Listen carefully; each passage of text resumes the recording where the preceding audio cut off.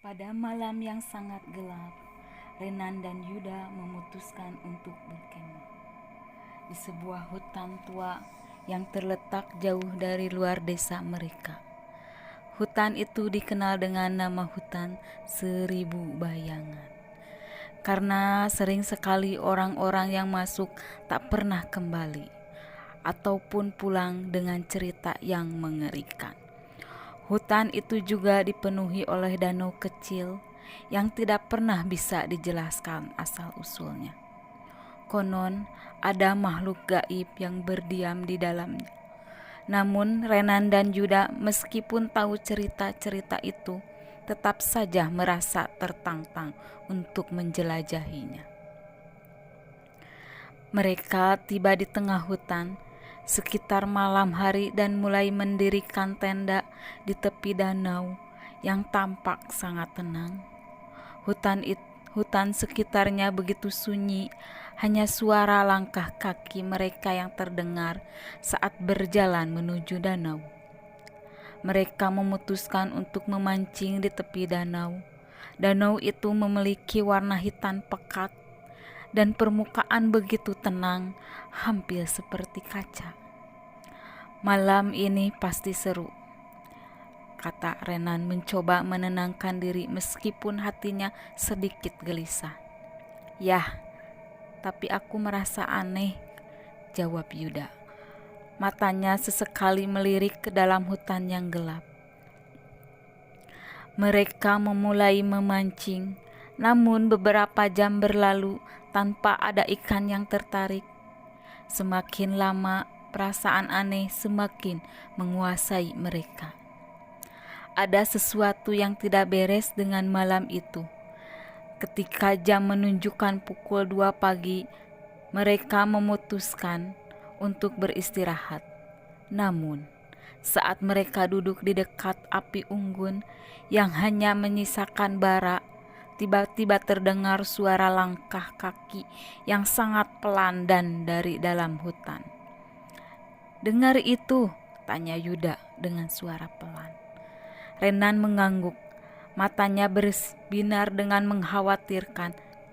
Sepertinya hanya bintang hutan. Namun suara itu semakin mendekat.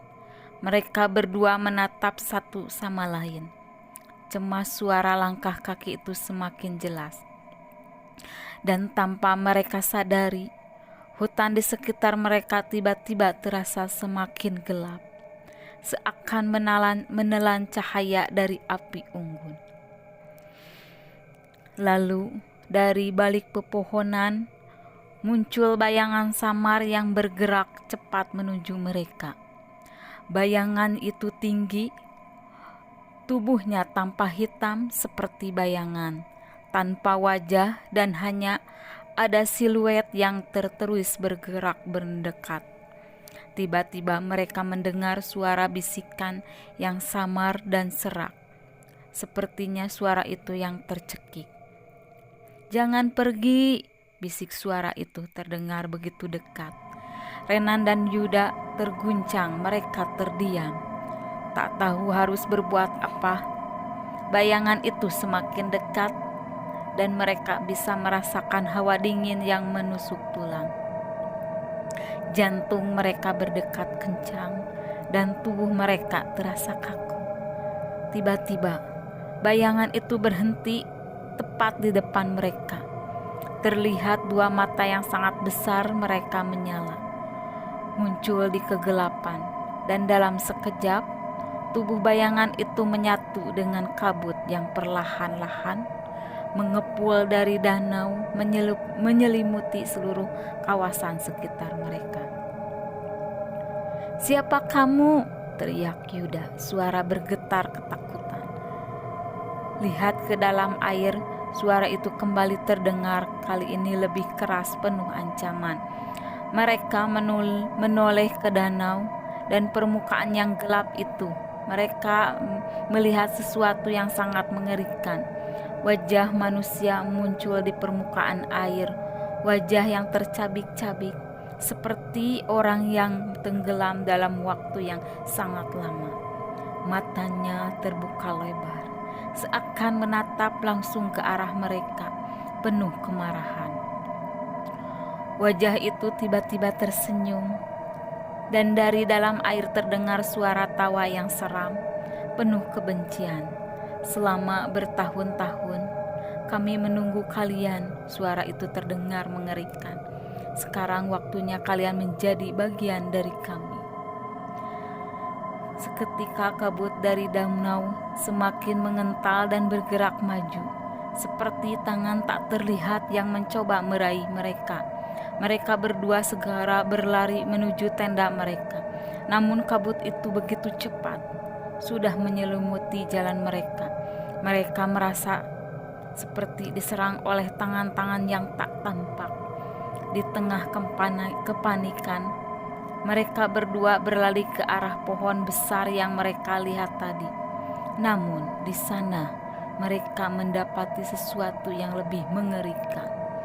Di batang pohon itu tergantung tubuh-tubuh yang sudah merusak dan membusuk, menggantung seperti boneka yang tak bernyawa.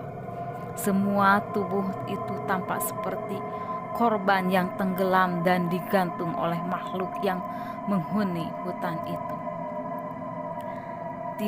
Itu tidak nyata, teriak Renan, mencoba membangkitkan semangatnya. Namun suara itu, bisikan itu semakin mendekat. Kalian sudah di sini, tak akan ada yang keluar hidup-hidup. Dalam sekejap, suara itu berubah menjadi pekikan keras yang memenuhi telinga mereka. Suara tawa dan teriakan minta tolong bercampur dalam satu kesatuan yang mengerikan. Mereka mencoba berlari, namun hutan seakan-akan mempersulit langkah mereka. Setiap arah terasa salah, setiap pohon semakin menutup jalan mereka. Akhirnya, setelah berlari sejauh mungkin, mereka mencapai batas hutan. Namun, saat mereka menoleh, mereka menyadari bahwa mereka masih berada di tempat yang sama, dan kabut itu masih menyelimuti mereka.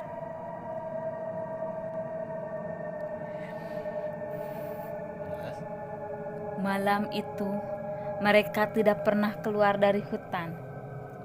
Keesokan harinya, seorang pencari yang melintas hanya menemukan tenda mereka yang sudah koyak, peralatan memancing yang tergeletak tak terpakai, dan jejak kaki yang hilang begitu saja di dalam kabut yang masih ada di sekitar danau.